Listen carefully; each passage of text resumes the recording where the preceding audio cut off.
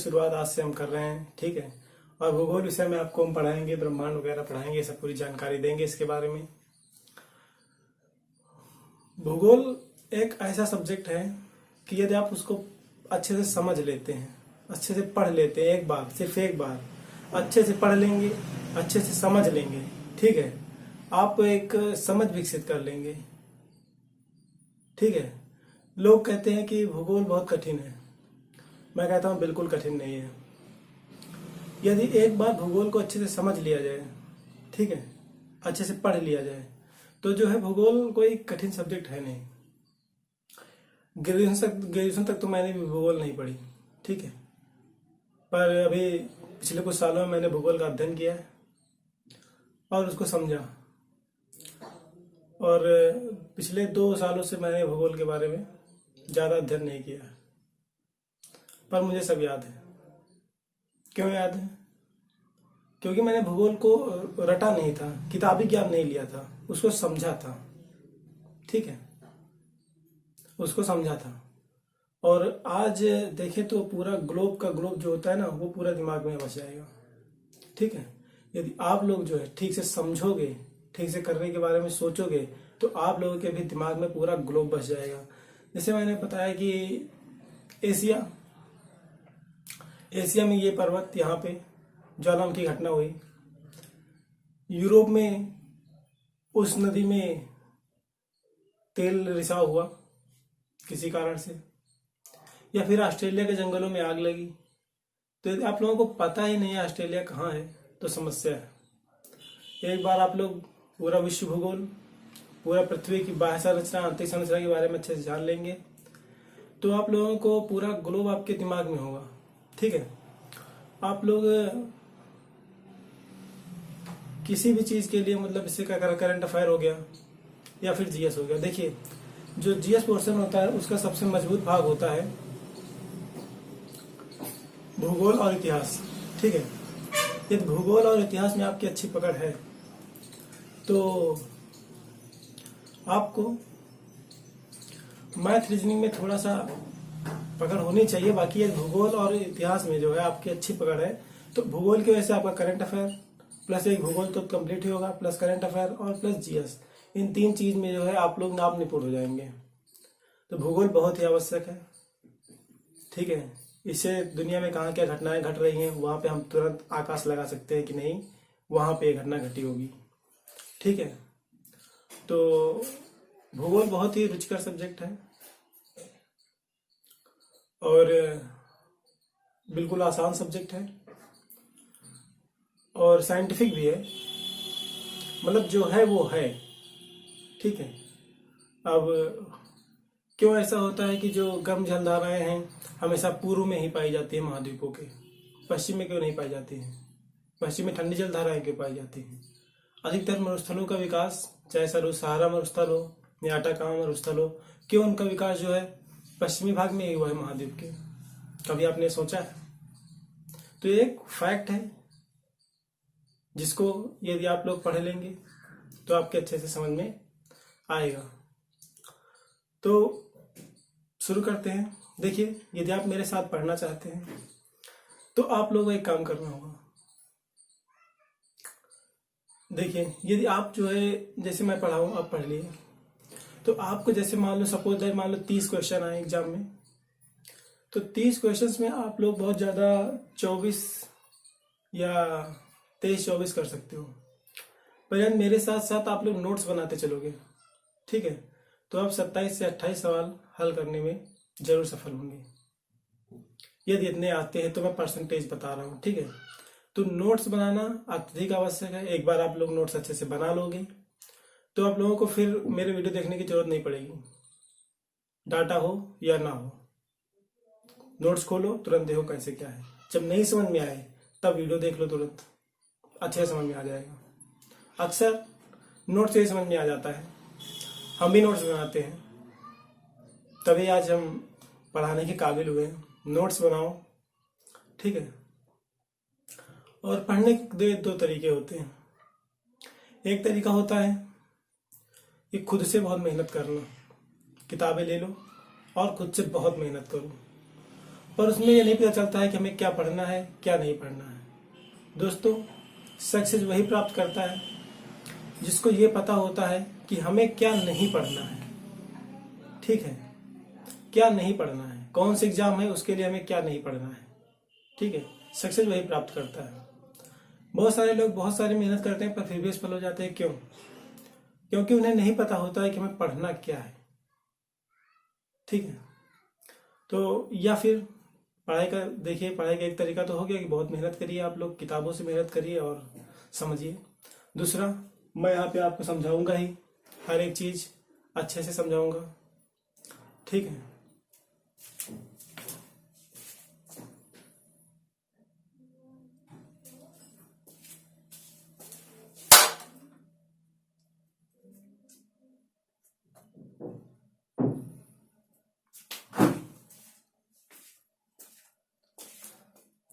ठीक है।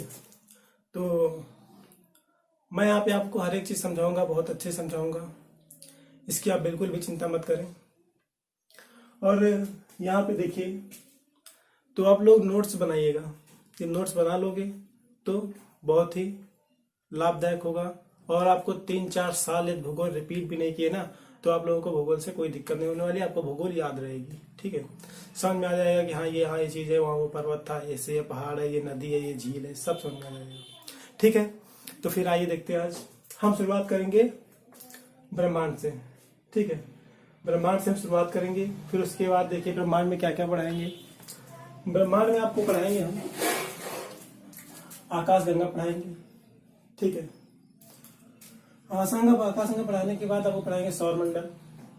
ठीक है, क्यों जो है कि आकाशगंगा कितनी है, ब्रह्मांड का विस्तार कितना है, कितना बड़ा ब्रह्मांड है, सौरमंडल, सूर्य के अंतर्गत कैसे क्या है, पृथ्वी की गतियां। ठीक है, पृथ्वी 2 प्रकार से गति करती है, बताऊंगा जी। यहाँ पे लिखा है अक्षांश, देशांतर, इनके रेखाओं के बारे में अध्ययन कराऊंगा। अंतरराष्ट्रीय तिथिरेखा क्या होती है, कैसे होती है, अंतरराष्ट्रीय तिथिरेखा पूर्व में आने पर कैसे समय एक दिन में परिवर्तन आ जाता है, पश्चिम जाने पर एक दिन कैसे बढ़ जाता है या घट जाता है। ठीक है, अच्छे से बताऊंगा। यहाँ पे लिखेगा समय गणना। ठीक है, समय कैसे गणना किया जाता है। अब मान लो कि यहाँ पे भारत में बज रहा है इस वक्त, मान लो कितना बज रहा है, मान लो रात के 11 बज रहा है इस वक्त। ठीक है, तो वहां पे जो है इंग्लैंड में मान लो कि कितना बजेगा, इंग्लैंड बढ़ जाएगा 5:30, वो भी कब के, शाम के। तो इतना समय इंग्लैंड के समय से इंडिया के समय इतना आगे क्यों है, कैसे है, अच्छे से जानकारी दूंगा। फिर यहाँ पे देखिएगा भौतिक भूगोल के अंतर्गत मैं आपको पढ़ाऊंगा पृथ्वी के भीतर की बनावट।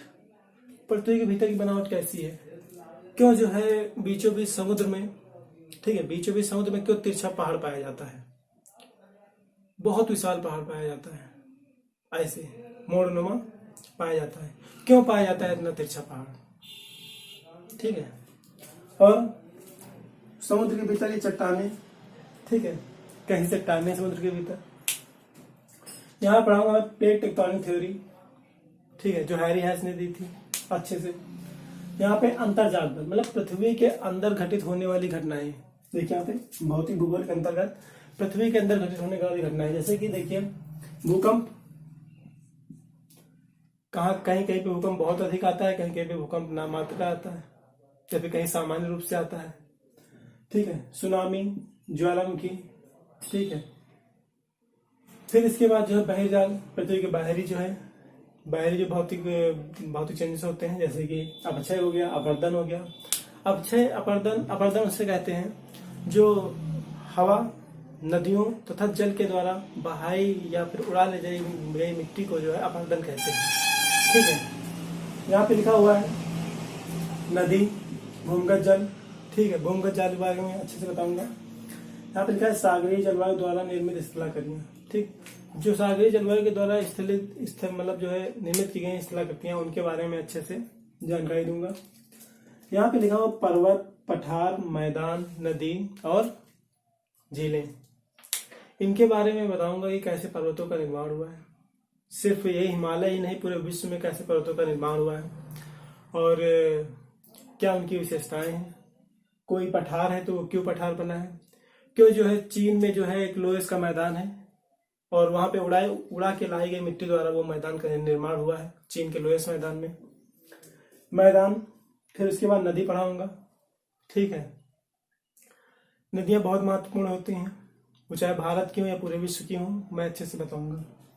यहाँ पे लिखा है झीलें, झीलों के बारे में आपको विस्तृत अध्ययन कराऊंगा।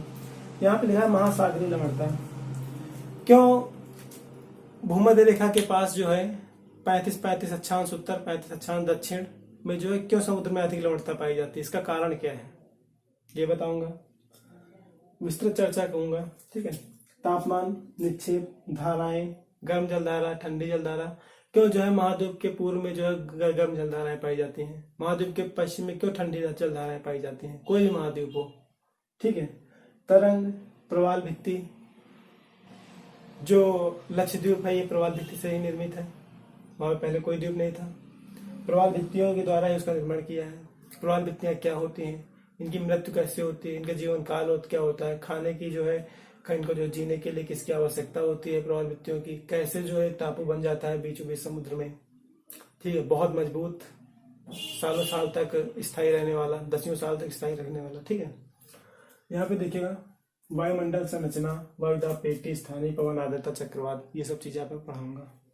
यहाँ पे लिखा है आर्थिक भूगोल, मानव भूगोल, ये भी, और 7 महाद्वीप, ठीक है। 7 के 7 महाद्वीपों को मैं विस्तृत अध्ययन कराऊंगा आप लोगों को, ठीक है। अब चलते हैं,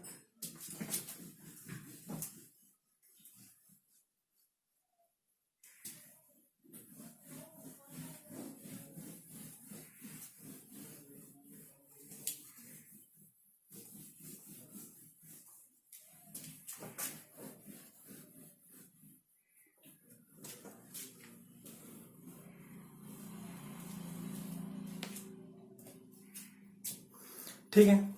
अब शुरुआत करते हैं आज ब्रह्मांड से।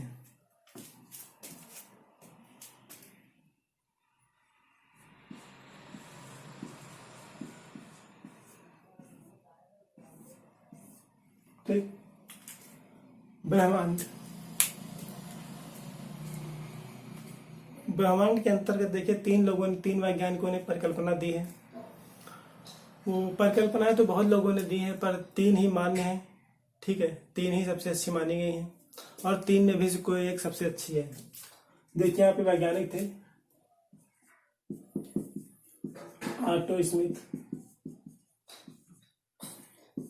ऑटो स्मिथ की तो है क्या दी था ऑटो स्मिथ की धूल परिकल्पना, ठीक। फिर दूसरा नंबर क्या है,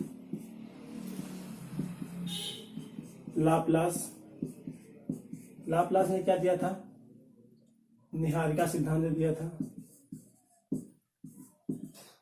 निहारिका परिकल्पना। क्यों परिकल्पना लिखा हुआ है बताता हूं। तीसरा नंबर क्या होगा, जॉर्ज लेमेंथियर,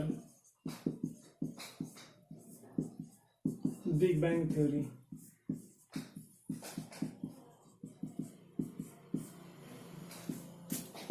ठीक है। अब परिकल्पना मतलब एक बार से सब हिंदी में लिख रहा है तो इसको हिंदी में लिख दूं। परिकल्पना एक कल्पना ही है, ठीक है। और उसका भी हम लोग सिर्फ कल्पना ही कर सकते हैं और ठीक तरह से कल्पना भी नहीं कर सकते कि कैसे हुआ है, पर कुछ वैज्ञानिकों ने अपने मत दिए हैं। 3 वैज्ञानिकों ने दिए हैं जिनमें से सबसे ज्यादा मान्य जॉर्ज लेमेंथियर का बिग बैंग सिद्धांत है। जॉर्ज लेमेंथियर कहाँ के थे, बेल्जियम के थे, ठीक। और हाँ, ये जो मैंने भी पूरा लिखा था ना चार्ट, उम्मीद करता हूँ आप लोगों ने लिख लिया होगा। क्यों, क्योंकि बहुत महत्वपूर्ण है। कोई भी आप नोट्स बनाइए उसके पहले आप लोग जो है इंटरफेस बना लिया करिए उसका, ठीक है, कि उसके अंदर क्या है, एक प्रकार से दर्पण होता है, ठीक। जैसे कि आप लोगों ने कभी कोई पुस्तक खोला तो ये चैप्टर अच्छा यहाँ पे है, तुरंत उसको आप लोग फाइंड आउट कर सको, इसलिए जो है वो जो मैंने लिखा था उसको आप लोग जरूर लिख लेना। फिर उसके बाद देखिएगा तो बेल्जियम के वैज्ञानिक थे कौन, जॉर्ज लेमेंथियर। जॉर्ज लेमेंथियर ने बिग बैंग सिद्धांत दिया, बिग बैंग सिद्धांत उन्होंने ये बताया कि जो ब्रह्मांड है पूरा, ब्रह्मांड एक बहुत बड़े जो है सघन पिंड के रूप में था। ब्रह्मांड एक बहुत बड़े सघन पिंड के रूप में था। इसके अंदर से जो है एक बार जो है इसमें बहुत महाविस्फोट हुआ। ठीक है, बिग बैंग का मतलब ये होता है महाविस्फोट सिद्धांत। ठीक है, उसमें जो है उस गोले में जो है बहुत बड़ा विशाल का गोला था। ठीक है, बहुत ही विशाल का है।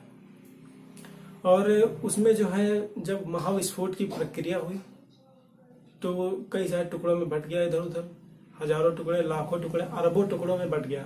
ठीक है, और उस अरबों टुकड़ों में बढ़ने की वजह से गैलेक्सियों का निर्माण हुआ, जिन्हें हम आकाशगंगा कहते हैं। ठीक है, और आकाशगंगा, अब आकाशगंगा क्या है देखिए, इसको भी आप लोगों ने लिख लिया होगा अपने नोट्स में। आकाशगंगा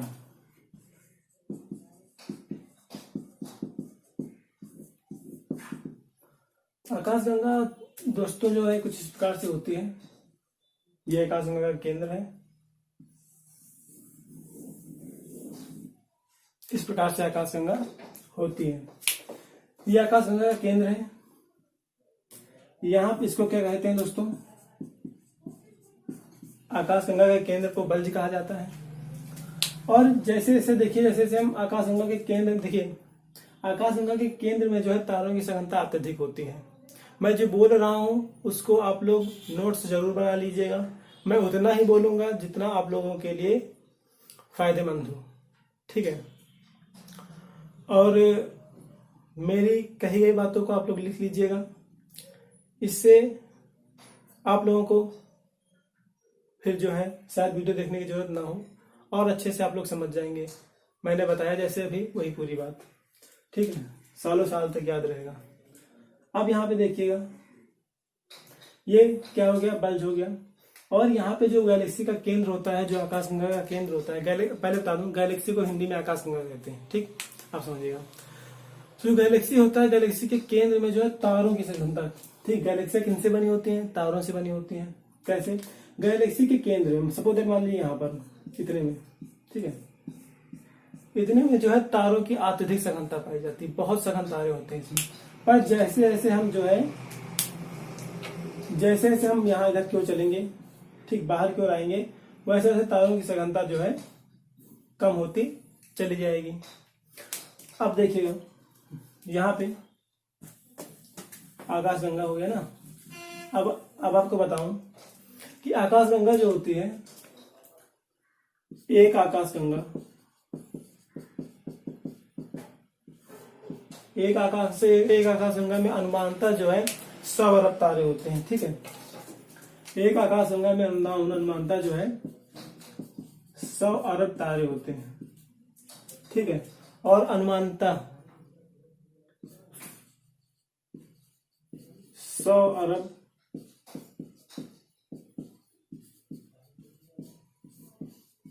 गैलेक्सियां हैं। ठीक है, तो आप लोग समझिए कि एक आकाशगंगा में 100 अरब तारे होते हैं और हमारे ब्रह्मांड में जो है, हमारे ब्रह्मांड में 100 अरब गैलेक्सियां हैं। अब आप लोग समझ रहे होंगे कि ब्रह्मांड बहुत ही विशाल है। इसके ब्रह्मांड की विशालता का या फिर इसके 1,00,000वें भाग का भी अनुमान लगा पाना हमारे लिए संभव नहीं है। हम मानव प्रजाति के लिए संभव नहीं है। ठीक है, ब्रह्मांड की विशालता का पता लगाना। और दोस्तों एक बात और बता दूं, ये जो आकाश गंगाएं हैं, जब महाविस्फोट हुआ था, ठीक है, तो उसमें जो है सब कई सारे अरबों आकाश गंगाओं का निर्माण हुआ। ठीक है, अरबों तारे, एक आकाश गंगा में अरबों तारे होते हैं। और जो है आज भी जो है वो अभी एक गैलेक्सियां जो है एक दूसरे से दूर जा रही हैं। ठीक, इसका मतलब क्या है? इसका मतलब साफ है कि आज भी हमारे ब्रह्मांड का जो है विस्तार हो रहा है। ठीक है, ब्रह्मांड ना तो उसका ब्रह्मांड का आकार निश्चित है, ना ही सिकुड़ रहा है। अभी भी ब्रह्मांड का विस्तार हो रहा है। ठीक है, जब से विस्फोट हुआ था, महाविस्फोट, तब से अभी तक जो है ब्रह्मांड का विस्तार होता ही चला जा रहा है। तो दोस्तों, ब्रह्मांड के 1,00,000वें भाग का भी अनुमान लगा पाना कि इतना बड़ा होगा, वो हमारे मानव के बस में बात नहीं है। ठीक है, इतना विशाल है। अब इसके बाद देखिएगा,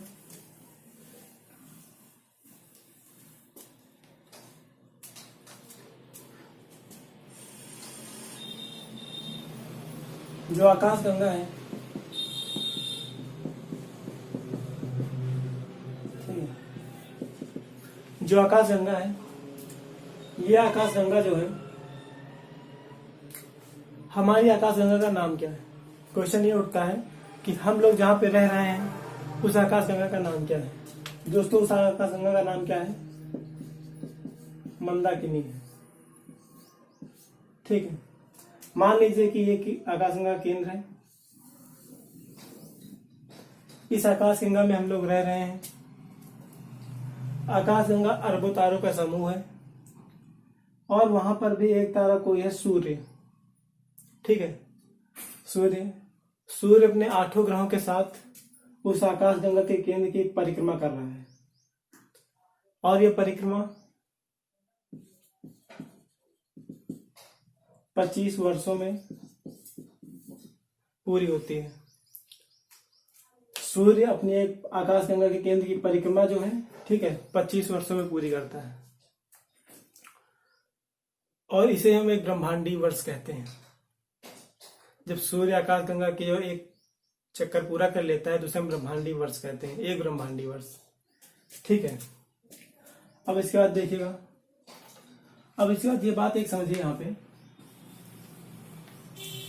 जैसे कि हम कभी कभी जो है आकाशगंगा, ठीक है, कभी आपने सफा रात में बादल ना हो जिसमें, ठीक है, रात में देखिएगा कि आपको एक तारे की धुंधली सी जो है धुएं के रूप में, ठीक है, सफेद धुएं के रूप में एक परत दिखाई देगी, एक मोटी चादर दिखाई देगी। ठीक है, और वो चादर जो है उत्तर से दक्षिण दिशा की ओर होती है। आपको जब टाइम मिले आप लोग इस पे देखिएगा, रात में आपको दिखाई देगी, मगर एक जगह नजर केंद्रित करेंगे तो नहीं दिखाई देगी। उसको जब विस्तृत रूप में देखना होगा तो आपको अच्छे से दिखाई देगी। तो दोस्तों, वो एक भुजा ही है, वो आकाशगंगा की एक भुजा है। जैसे मान लो ये भुजा है, ठीक है, अब मान लो सपोज है कि यहाँ पे सूर्य है, यहाँ पे पृथ्वी है, जब यहाँ पे रात होगी तो यही तो दिखाई देगी। ये मान लो आकाशगंगा की भुजा ही दिखाई देती है, जो तारों से धुंधली धुंधली दिखाई देगी। ठीक है, तो जो है जो आकाशगंगा की जो भुजा दिखाई देती है, अब आप लोग कह रहे होंगे कि आकाशगंगा की भुजा दिखाई देती है, ये सत्य है। ठीक है, ये सत्य है, आकाशगंगा की भुजा दिखाई देती है। और जो आकाशगंगा की भुजा दिखाई देती है उसे क्या कहा जाता है दोस्तों? मिल्की वे। ठीक है, मिल्की वे कहा जाता है। जो आकाशगंगा की भुजा हमें पृथ्वी से दिखाई देती है उसे मिल्की वे कहा जाता है। ठीक है, अब देखिएगा यहाँ पे, अगर बात किया जाए कि जो हमारी आकाशगंगा है, ठीक है, आकाशगंगा का नाम क्या है? हमारी आकाशगंगा का नाम मंदाकिनी है। अब यदि बात किया जाए कि जो हमारी आकाशगंगा है, ठीक है, हमारी आकाशगंगा के, ये मान लीजिए कि हमारी आकाशगंगा है, इसका नाम मंदाकिनी है, तो हमारी आकाशगंगा के नजदीक स्थित दूसरी सबसे नजदीक स्थित दूसरी मंदाकिनी का नाम क्या है? ये क्वेश्चन उठता है कि हमारी आकाशगंगा के नजदीक स्थित दूसरी सबसे नजदीक जो है आकाशगंगा का नाम क्या है? तो दोस्तों, जो दूसरी मान लीजिए कि ये मंदाकिनी हो गई, तो ये इसका नाम क्या है दोस्तों? एंड्रोमेडा। ठीक है, आकाशगंगा के सबसे नजदीक स्थित दूसरी मंदाकिनी कौन है? वह दूसरी आकाशगंगा कौन है? एंड्रोमेडा है। ठीक है, अब देखिएगा दोस्तों,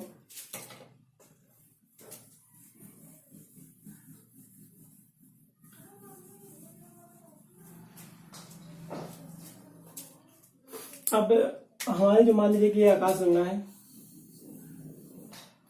इसमें जो है कहाँ पे, ऐसे मान लीजिए यहाँ से लेकर के यहाँ तक एक चमकीले तारों का समूह है, ठीक है। बहुत अधिक चमकीले तारे हैं उसमें, और वो चमकीले तारों का समूह है, ठीक है। और वो चमकीले तारों का जो समूह है उसको क्या कहते हैं दोस्तों? उसको कहते हैं ओरियन नेबुला।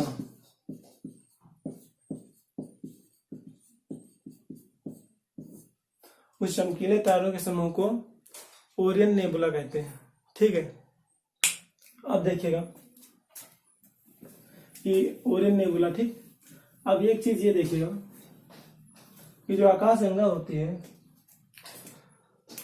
यहाँ पे देखिएगा जो ओरियन नेबुला है, यानी कि आकाशगंगा में जो है सबसे ज्यादा चमकीले तारों का समूह है, ठीक है।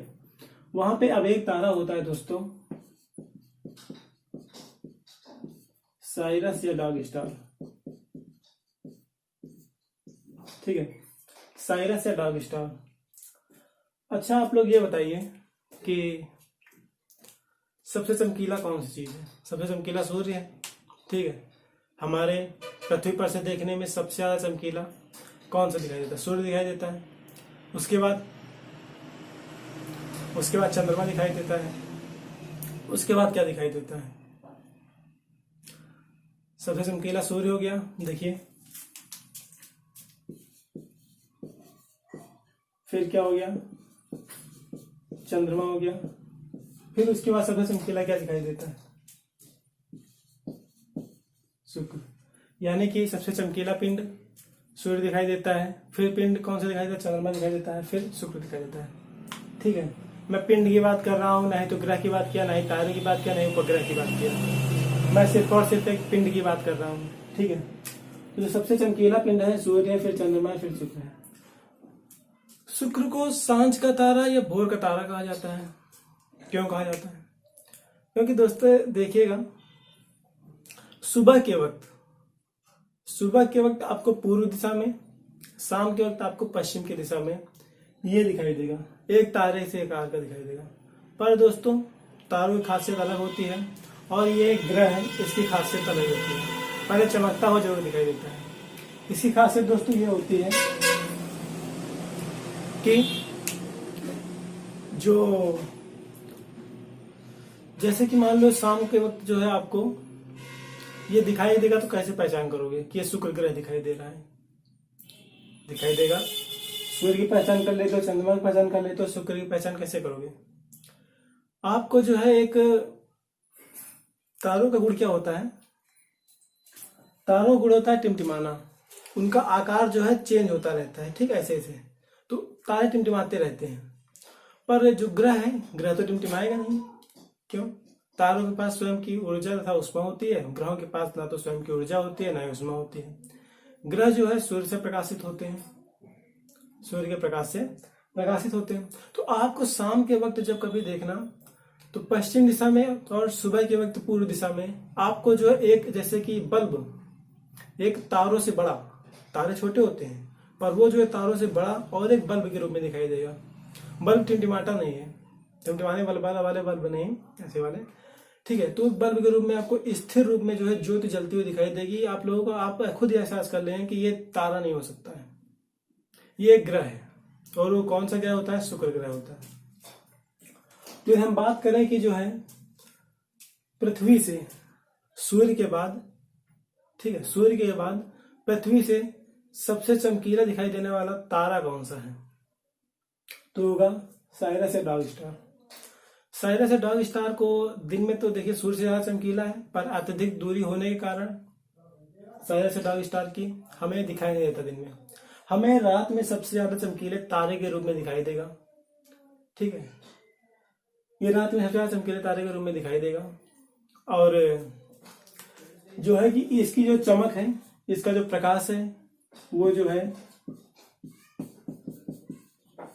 सूर्य का 20 गुना है। साइरस या डॉग स्टार तारे की चमक सूर्य के चमक का 20 गुना चमकते हैं। पर अत्यधिक दूरी होने के कारण, सूर्य से अत्यधिक दूरी होने के कारण ये जो है हमें सूर्य के अपेक्षा कम चमकीला दिखाई देता है। वही रात में जो है तारों में सबसे अधिक चमकीला तारा दिखाई देता है, ठीक है। अब इसके बाद देखिएगा,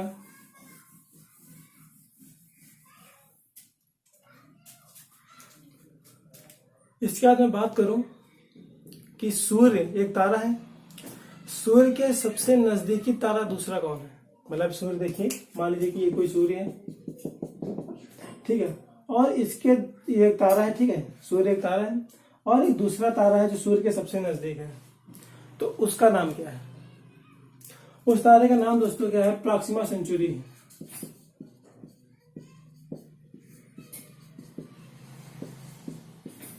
प्रॉक्सिमा सेंचुरी, ठीक। प्रॉक्सिमा सेंचुरी दोस्तों जो है सूर्य का सबसे नजदीकी तारा है, ठीक है। मगर सबसे चमकीला तारा पूछ लिया जाए तो साइरस या डॉग स्टार होगा, ठीक है। ये सबसे नजदीकी तारा है सूर्य का। अब देखिए दोस्तों, खगोलीय पिंडों, ठीक है, कोई खगोलीय पिंड है या फिर एक तारे से दूसरे तारे के बीच की दूरी को ज्ञात करने के लिए जो है हमें किलोमीटर में नहीं निकाल सकते हैं, ठीक है। किलोमीटर में निकाल सकते हैं पर उसके लिए जो है हमें एक पैमाने की खोज की गई है, उसका नाम क्या है, प्रकाश वर्ष। प्रकाश वर्ष नामक एक पैमाने की खोज की गई है, ठीक है। तो एक प्रकाश वर्ष मैंने आपको बताऊं कि जैसे मान लो कि एक प्रकाश वर्ष जो है क्या होता है दोस्तों, प्रकाश के द्वारा एक वर्ष में चली गई दूरी को प्रकाश वर्ष कहते हैं, ठीक है। अब यदि मैं आपको यहाँ पे ज्ञात करना चाहूं तो यहाँ पे आप लोग समझिएगा कि प्रकाश की चाल कितनी होती है, 3 × 10⁸ मीटर कितनी होती है। किलोमीटर में बनाएंगे तो पावर 5 हो जाएगी किलोमीटर। जब किसी भी अंक की जब पावर 5 हो, 10⁵ हो तो लाख हो जाता है, यानी कि 3 लाख किलोमीटर प्रति सेकेंड, ठीक है। यहाँ पे प्रति सेकेंड होगा। तो दोस्तों एक सेकेंड में जब प्रकाश की चाल 3 लाख किलोमीटर है तो एक घंटे में कितनी दूरी तय कर होगा, 24 घंटे में कितनी दूरी तय कर होगा, यानी कि एक दिन में, एक साल में कितनी दूरी तय करेगा। तो दोस्तों जो प्रकाश के द्वारा एक साल में तय की गई दूरी को, ठीक है, प्रकाश के द्वारा एक साल में तय की गई दूरी को जो है क्या कहा जाता है, प्रकाश वर्ष कहा जाता है, ठीक है। और इस प्रकाश वर्ष में, ठीक है, और एक प्रकाश वर्ष बराबर क्या होता है, 9.46 × 10⁻12 किलोमीटर, या फिर आप लोग कह लीजिए 9.46 × 10⁻15 मीटर, ठीक है। 3 जीरो बढ़ा लेंगे तो मीटर हो जाएगा, 3 जीरो घटा देंगे तो किलोमीटर हो जाएगा। अब देखिएगा यहाँ पे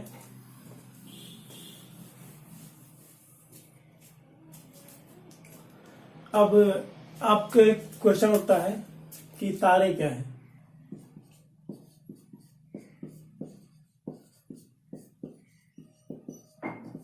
तारे क्या है, तो दोस्तों 1609 ईस्वी में वैज्ञानिक गैलीलियो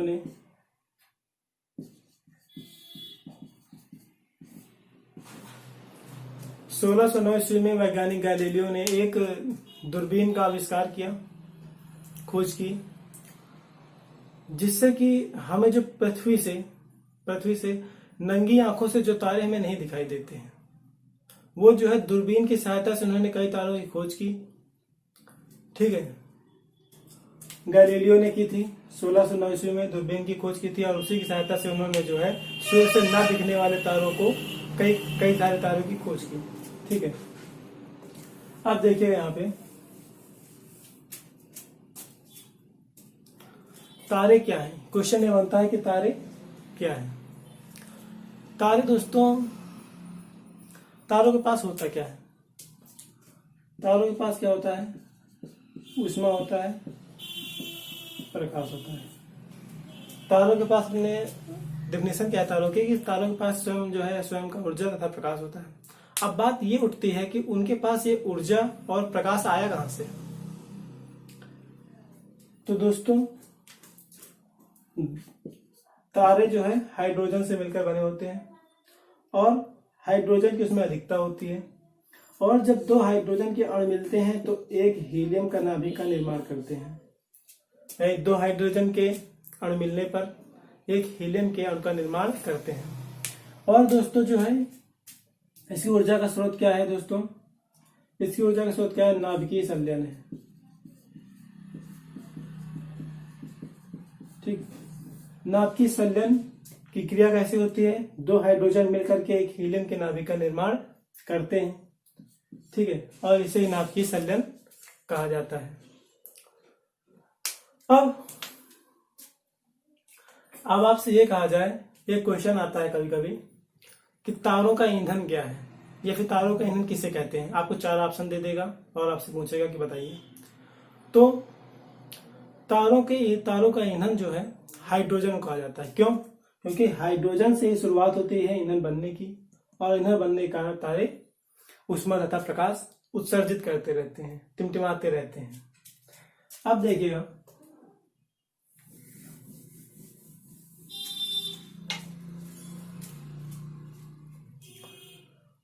हाँ एक बात देखिए, तारे जो होते हैं उन तारों का जो है रंग, आपने कभी रात में देखा होगा कि ना तो सभी तारे एक आकार के दिखाई देते हैं, ना तो सभी तारों में एक समान प्रकाश होता है, ना ही सभी तारे एक रंग के दिखाई देते हैं। आप लोग ना देखे हो तो आज शाम को देख लेना यदि मौसम साफ हो, ठीक है, रात में। तो क्यों ऐसा होता है? वो क्यों एक रंग के नहीं दिखाई देते हैं? क्यों एक आकार के नहीं दिखाई देते हैं? ठीक है, तो दोस्तों यहां मैं आपको बता दूं कि तारों की एक खासियत होती है। आप लोग कभी रात में देखना कि जो तारा सबसे अधिक चमकीला दिखाई देगा, सबसे बड़ा दिखाई देगा, ठीक है, उस तारे की उम्र जो है उतनी कम होती है। यानी कि जितनी ज्यादा उम्र उतना कम चमकीला तारा, जितना ज्यादा चमकीला तारा उतनी कम उम्र। ठीक है, आप इसको ऐसे समझ लीजिएगा कि जैसे दीपक है, दीपक को ज्यादा तेजी से जला दोगे तो जल्दी बुझ जाएगा, उसका ईंधन खत्म हो जाएगा। यदि उस दीपक को आप धीरे धीरे जलाओगे तो उसका ईंधन ज्यादा देर तक चलेगा और वो खत्म नहीं होगा। यही बात, जल्दी नहीं बुझेगा। तो यही बात है कि तारों में जो ऊपरी संबंध होता है, इसको लिख लीजिएगा।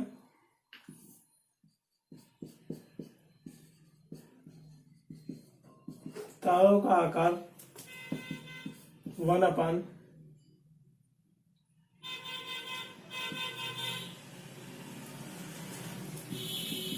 तारों की चमक। ठीक, अब जितनी ज्यादा तारों की चमक होगी उतना ही जो है, सॉरी यहां पे आकार नहीं होगा,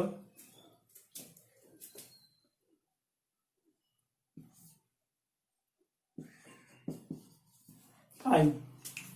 जितनी ज्यादा तारों की चमक होगी उतनी ही कम तारे की आयु होगी, और जितनी ज्यादा तारे की आयु होगी उतनी ही कम चमक आयु होगी। तो आप लोग समझ गए होंगे कि जो कम चमकीला तारा दिखाई दे वो जो है बहुत अधिक उसकी आयु है।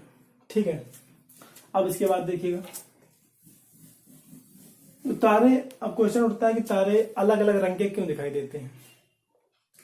क्यों कोई तारा नीला दिखाई देता है, क्यों कोई तारा लाल दिखाई देता है, क्यों कोई तारा सफेद दिखाई देता है, क्यों कोई तारा पीला दिखाई देता है?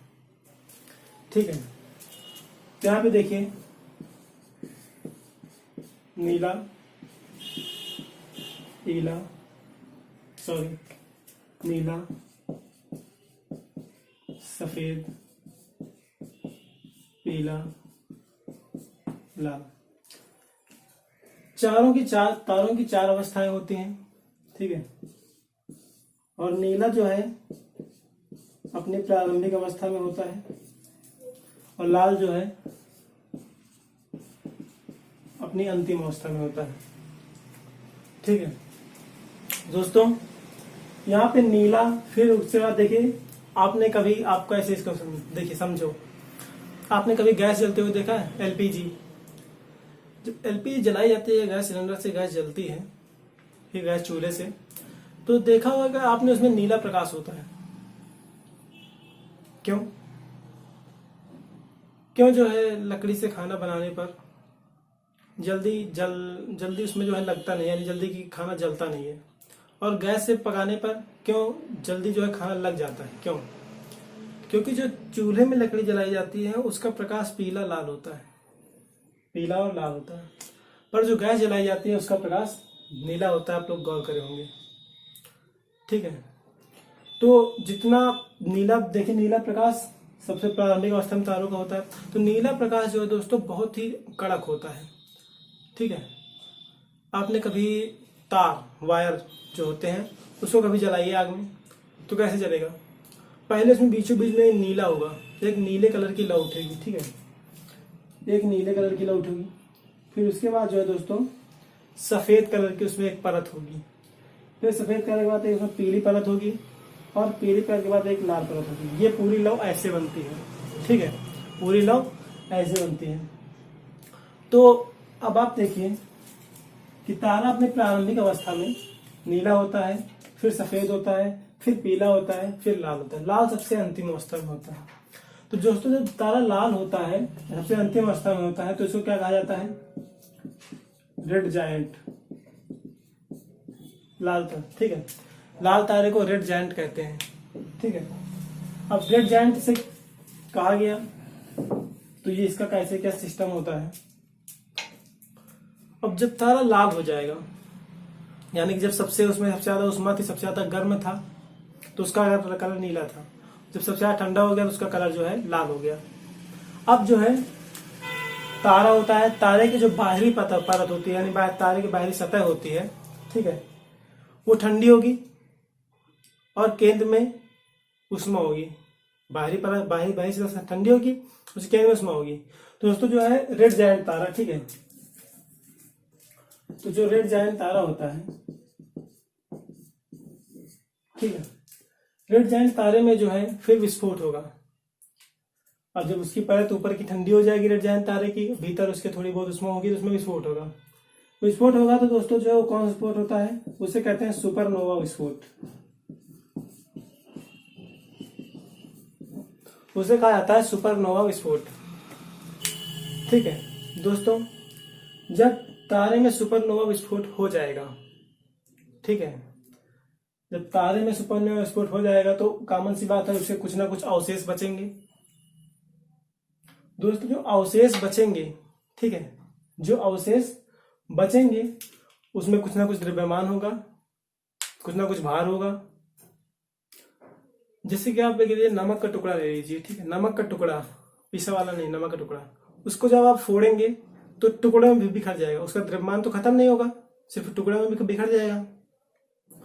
दोस्तों ये जो द्रव्यमान बढ़ता है सुपरनोवा विस्फोट के बाद, जो है जो तारे का द्रव्यमान बचता है, तो यदि उसको आप ये लिखिए कि जो बचा है, यदि उसका जो है, यानी कि सुपरनोवा विस्फोट के बाद जो तारा बचता है, ठीक है, जो उसके अवशेष बचते हैं, यदि सूर्य के द्रव्यमान, ठीक है, इसको लिखते रहिए, सूर्य के द्रव्यमान से 1.44 गुना से कम है। यदि जो है सूर्य का द्रव्यमान से जो तारा फूटा, जो तारा में सुपरनोवा विस्फोट हुआ है, सुपरनोवा विस्फोट होने के बाद जो तारा बचा हुआ है, ठीक है, यदि उसका जो टुकड़ा जो है सूर्य के द्रव्यमान से, जो है सूर्य के द्रव्यमान से 1.44 गुना, ठीक है, सूर्य के द्रव्यमान से 1.44 गुने द्रव्यमान से कम है, ठीक है, 44 गुने द्रव्यमान से कम है, तो उसे क्या कहेंगे? व्हाइट ड्वार्फ, ठीक है, तो उसे व्हाइट ड्वार्फ कहेंगे। समझ गए कि यदि जो सुपरनोवा विस्फोट के बाद यदि तारे का द्रव्यमान सूर्य के द्रव्यमान के 1.44 गुने से कम है, तो उसे व्हाइट ड्वार्फ तारा कहेंगे, ठीक है। फिर उसके बाद दूसरा पॉइंट लिखिएगा, यदि, ठीक है, उसके बाद दूसरा पॉइंट ये लिखिएगा,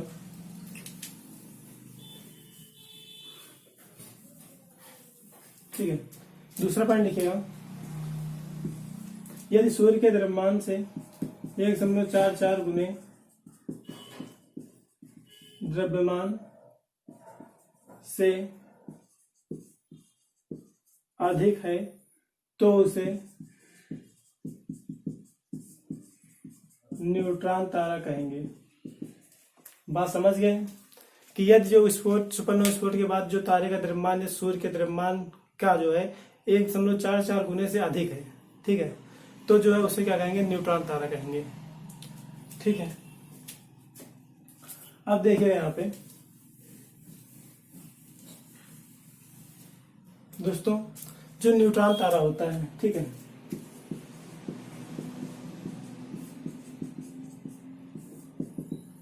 जो न्यूट्रॉन तारे होते हैं उनमें जो है कि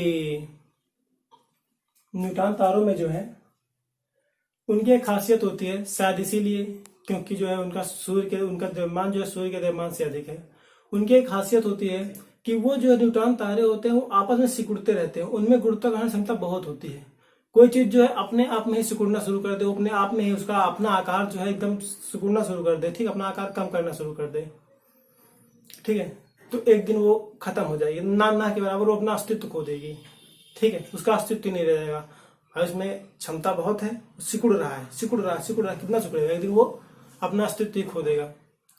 अब आप ये समझिए कि जो प्रकाश होता है ना, ये जो व्हाइट डॉर्फ तो जो न्यूट्रॉन तारा होता है, इससे जो है इसमें जो प्रकाश की कोई किरण आई तो वो जो है ना तो परिवर्तित होकर जा सकेगी, ना इससे गुजर के जा सकेगी, ठीक है, वो इतना आधा आकर्षण हो जाता है कि प्रकाश तक की जो है प्रकाश को भी अपने अंदर समाहित कर लेता है, प्रकाश तक को भी नहीं आ देता है, जबकि प्रकाश की चाल 3 लाख किलोमीटर प्रति सेकंड होती है, तो उसको भी अपने अंदर समाहित कर लेता है।